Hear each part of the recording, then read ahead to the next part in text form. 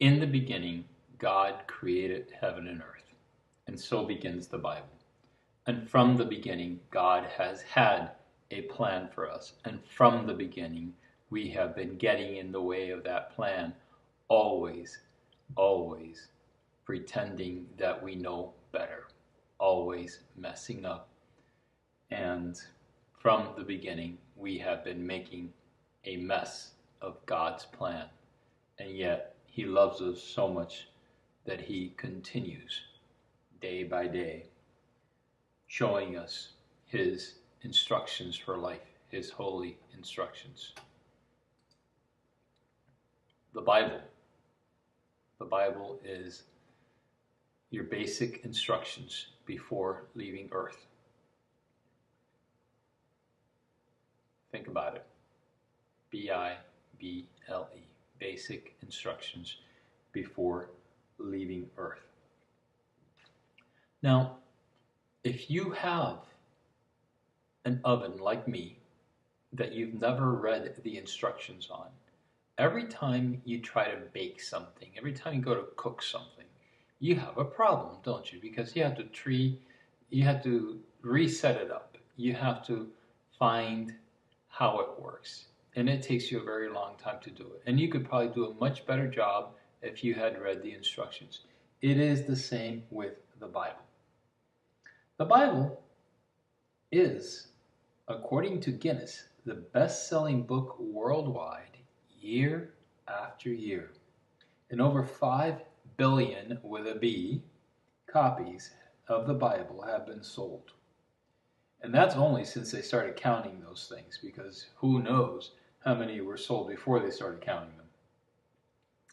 The entire Bible has been translated into 349 languages. 349 languages. Now, over 2,100 languages have at least one book of the Bible in their own language. But the important thing to know about the Bible is that it isn't just one book. It is actually a collection of books. It is like a little library. And that collection of books was written over a period of 1,500 years. It is divided into the Old Testament and the New Testament. The Old Testament is the time of the Father. This is where everything starts. Okay. The New Testament is the time of the Son here in the Gospels. And then we go into the time of the Holy Spirit in the Acts of the Apostles and the Epistles and the general letters and so on. Now, you may think that the Bible has always been this way. It has always been the same 73 books that you see here on the screen before you. No, there wasn't a consensus on which books were canonical until the 4th century, when local councils and the Pope came together and they made an agreement on the 73-book canon that is still used by the Catholic Church today. There were a lot of books that were not considered to be canonical. There was a whole bunch of Gospels. For example, there was the Gospel of Timothy. And there were so many different books. There were different books about creation.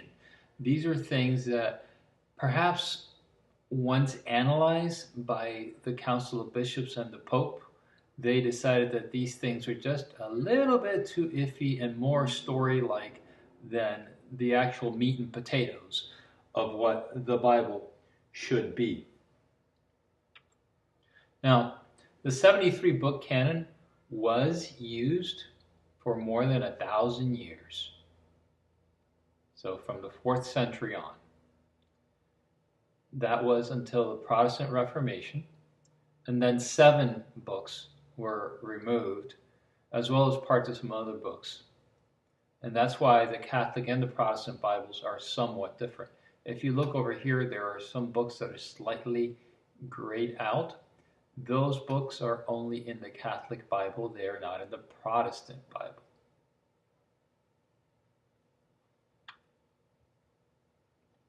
Now, as if matters were not interesting enough already, you also have different translations that you have to be concerned with, because many of the Bibles that we see today, well, there are dozens of different translations. You can go on the web and look up all the different translations. Here I have 1 Corinthians 13, verses 1 through 4. This is the famous reading on love that is read at practically every wedding that you have been to. So let's look at the first translation over here. It says, love is patient, love is kind, it does not envy, it does not boast, it is not proud.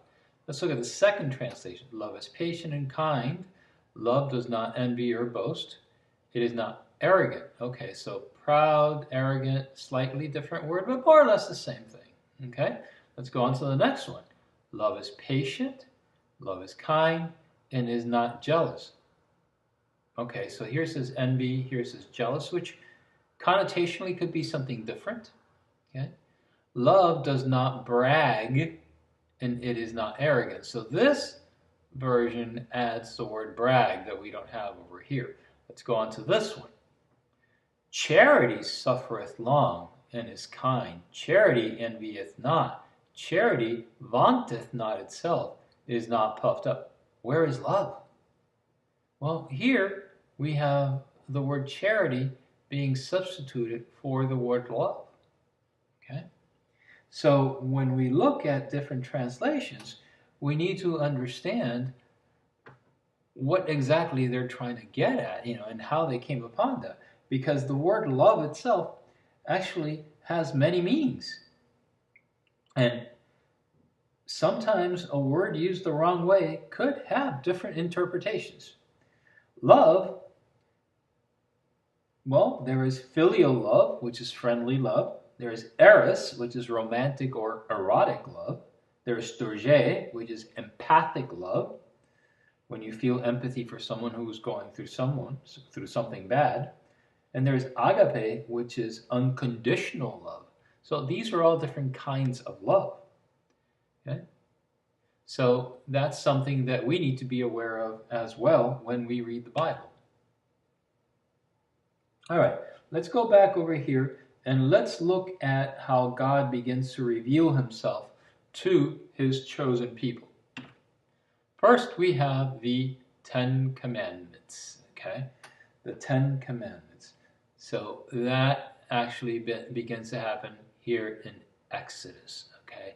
Genesis is in the beginning, and we have the stories of creation, Cain and Abel, Noah, the Tower of Babel, Abraham, etc., okay? But in Exodus, we have the Ten Commandments. That's God actually beginning to reveal himself to mankind, to his chosen people, the Israelites. Here we have history, wisdom, poetry, prophecy books, all of those. Okay? Let's move on a little bit further. Okay? Let's focus in on the books of the law. The books of the law are called the Pentateuch. Pentateuch, as in five. There are 5 books. 5 books of the law. This is the Jewish law. These books of the law were given by God directly to Moses. Genesis, as I said earlier, talks about creation, Cain, Abel, Noah, the Tower of Babel, Abraham, through the time of Jacob and Joseph. And then we have Exodus. Now in Exodus, we have how God liberates his people from the bonds of Egyptian slavery. And then we have Leviticus, which is laws and rules. Okay, in the books of Numbers, you can read the books of Numbers all day long, and it basically talks about how to build stuff. It should be this big, that big, and Deuteronomy, which is even more rules and regulations. All right, let's go on to the next slide. And now the equivalent in the New Testament is the Gospels. The Gospels are the time of the revelation of the Son, God's Son. Okay? The Gospels or the good news. The Gospels are often called the good news. And that is Matthew, Mark, Luke, and John. Now, although there are 4 Gospels, some of them are a little bit longer, some of them are a little bit shorter, and they're not necessarily in the order that they were written in. We will explore that in a little bit. Okay? The first 3, Matthew, Mark, and Luke, are called the synoptic gospel. Synoptic, as in synonymous. They're alike. There's a lot of stuff that happens in the same in all 3 of these books. Mark doesn't deal with it as much detail as do Matthew and Luke. Mark just gets to the point, boom, and gets it over with. Some people have suggested in the past that there was an original source for these Gospels, which they called the Quelle, and that source has been lost, but there is no real proof of that. So why even bother going into it? Now, the Synoptic Gospels describe Jesus as a wonder worker. He is a great rabbi, a true prophet, and indirectly, he is God. But only John